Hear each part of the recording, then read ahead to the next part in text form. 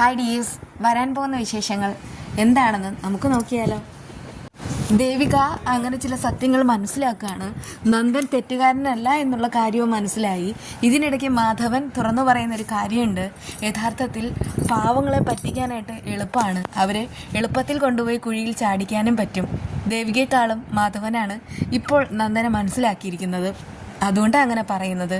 ഇനിയിപ്പോൾ അഥവാ മാധവൻ നെഗറ്റീവ്സായിട്ടാണ് നന്ദനെക്കുറിച്ച് പറഞ്ഞിരുന്നതെങ്കിൽ കളി മാറിയേനെ. പക്ഷേ ഇപ്പോൾ അങ്ങനെയല്ല. എന്തായാലും മാധവൻ്റെ ആ ഒരു മൊഴിയും പിന്നെ നന്ദൻ്റെ തുറന്നു പറച്ചിലും എല്ലാം കൂടെ ദേവികയെ വല്ലാത്ത ശ്വാസം മുട്ടിക്കുന്നു. കാരണം താൻ ഒരുപാട് എടുത്തുചാട്ടം കാണിച്ചിട്ടാ ചന്ദ്രോത്ത് വീട്ടിൽ നിന്ന് ഇറങ്ങിയത്. എന്നാൽ തന്നെ ജീവന തുല്യം സ്നേഹിച്ചിരുന്ന നന്ദനെ താൻ ഒരു നിമിഷം മനസ്സിലാക്കിയിരുന്നെങ്കിൽ ഇങ്ങനെയൊന്നും ഉണ്ടാവില്ലായിരുന്നു. ആ സമയത്ത് ദേവികയുടെ മനസ്സിലേക്ക് വരുന്ന ചില കാര്യങ്ങളുണ്ട്.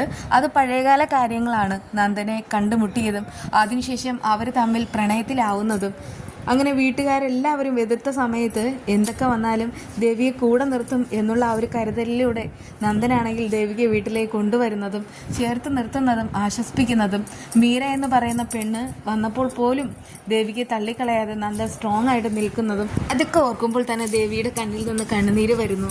എന്തായാലും നന്ദനെ താൻ മനസ്സിലാക്കിയില്ലല്ലോ എൻ്റെ ഈശ്വര, ഇനിയിപ്പോൾ എന്ത് ചെയ്യും എന്നൊക്കെ ഇങ്ങനെ ഓർക്കാണ്. നന്ദൻ ഇപ്പോഴുള്ളത് വലിയൊരു തടവിലാണെന്ന് വേണം പറയാൻ. അതായത് ഇസബല്ലയുടെ ആ കെവിൻ്റെ തടവിലാണ്.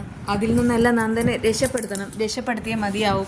നന്ദൻ ഒരു കൊലപാതകം ചെയ്യാന്ന് പറഞ്ഞാൽ അതൊരിക്കലും വിചാരിക്കാത്ത കാര്യം. നന്ദനെ തിരിച്ചറിയുന്ന കാലം മുതൽ തന്നെ ദേവികയ്ക്ക് അറിയാം, ഒരു ഉറുമ്പിനെ പോലും നോവിക്കാൻ കഴിയാത്ത നന്ദൻ എവിടെയാണ് തനിക്ക് പിഴച്ചത്.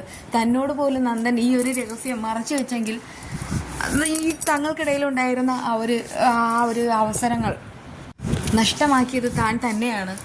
എല്ലാ കാര്യങ്ങളും തന്നോട് മാത്രമാണ് പറഞ്ഞുകൊണ്ടിരുന്നത്. എന്നാൽ അമ്മയോട് പോലും പറഞ്ഞിട്ടും തന്നോട് ആ കൊലപാതക രഹസ്യം പറഞ്ഞില്ല. അങ്ങനെ ദേവിക്ക് വല്ലാത്തൊരു ഇമോഷണലായിട്ട് ആയി പോവുകയാണ്.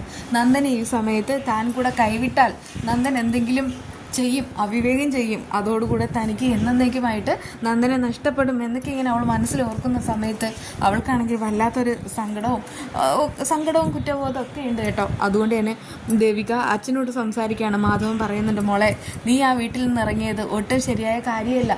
നന്ദനെ രക്ഷപ്പെടുത്തേണ്ട ചുമതല നിനക്കാണ്. അതുകൊണ്ട് തന്നെ നീ എത്രയും വേഗം തന്നെ തിരിച്ചു പോകണം എന്ന് മാത്രമേ എനിക്ക് പറയാനുള്ളൂ.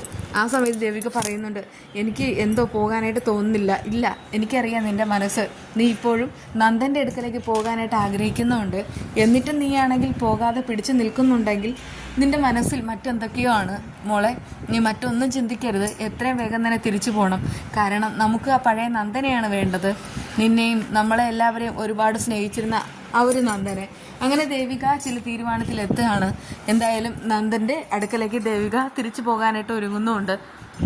എന്നിട്ട് വീട്ടിലേക്ക് തിരിച്ചു പോകുന്ന മുൻപ് തന്നെ സിദ്ധാർത്ഥനെ കാണുകയാണ്. സിദ്ധാർത്ഥൻ പറയുന്നുണ്ട്, എനിക്കറിയാം നന്ദന് പറ്റിയൊരു അബദ്ധമാണ് മാധവൻ ഇങ്ങനെ ഒരു ദുരന്തം സംഭവിച്ചത്. പക്ഷെ മോളെ, നമ്മളിപ്പോൾ നന്ദനെ കൈവിട്ടാൽ അവൻ ഭ്രാന്തമായ അവസ്ഥയിലേക്ക് പോകും.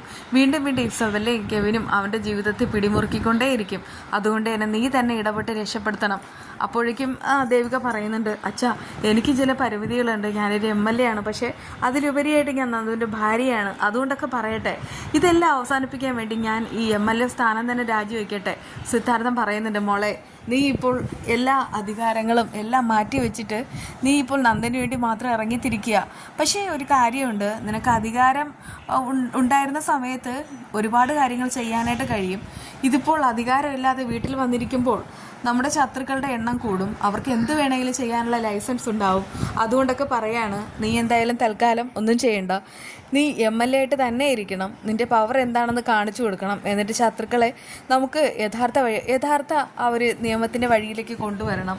ആ സമയത്ത് ദേവിക ഒന്ന് സ്ട്രോങ് ആവാണ്. എന്നിട്ട് പറയുന്നുണ്ട്, നന്ദനെ ഞാൻ മനസ്സിലാക്കാൻ വൈകിയല്ലോ അച്ഛാ. അത് കേട്ട് സിദ്ധാർത്ഥം പറയുന്നുണ്ട്, സാരമില്ല, അവനും ഒരുപാട് കാര്യങ്ങൾ ചെയ്തില്ലേ. നിന്നോട് പോലും പറയാതെയാണ് അവൻ പ്രഭാവതിയോട് മാത്രം സത്യങ്ങൾ തുറന്നു പറഞ്ഞിട്ട് ഇത്ര കാലം നമ്മളിൽ നിന്ന് എല്ലാം മറച്ചു വെച്ചത്. അതുകൊണ്ടൊക്കെ അവനും കൂടെ അനുഭവിക്കട്ടെ. പക്ഷെ നീ തിരിച്ച് വീട്ടിൽ വന്നാൽ അത് അവന് വലിയ ആശ്വാസമാവും. ദേവിക പറയുന്നുണ്ട്, പക്ഷെ ഞാൻ കൂടുതലായിട്ട് സ്നേഹമോ ഒന്നും കാണിക്കില്ല. പക്ഷെ നന്ദനെ ഞാൻ പഴയ രീതിയിലേക്ക് കൊണ്ടുവരും. അത് കഴിഞ്ഞിട്ട് എന്താണെന്ന് വെച്ചാൽ തീരുമാനിക്കാം. സിദ്ധാർത്ഥൻ പറയുന്നുണ്ട്, അതെ, അത് തന്നെ വേണ്ടത്. എനിക്കറിയാമല്ലോ നിന്നെയും നന്ദനെ. നീ ഒന്ന് വീട്ടിലേക്ക് വന്നു കഴിഞ്ഞാൽ അതോടുകൂടെ അവൻ്റെയും നിൻ്റെയും ആ ഒരു പഴയ സന്തോഷം തിരിച്ചു വരും. അത് തന്നെയാണ് ഞങ്ങൾ എല്ലാവരും ഇപ്പോൾ ചന്ദ്രോത്ത് വീട്ടിൽ ആഗ്രഹിക്കുന്നതും. ഈ ഒരു വിശേഷം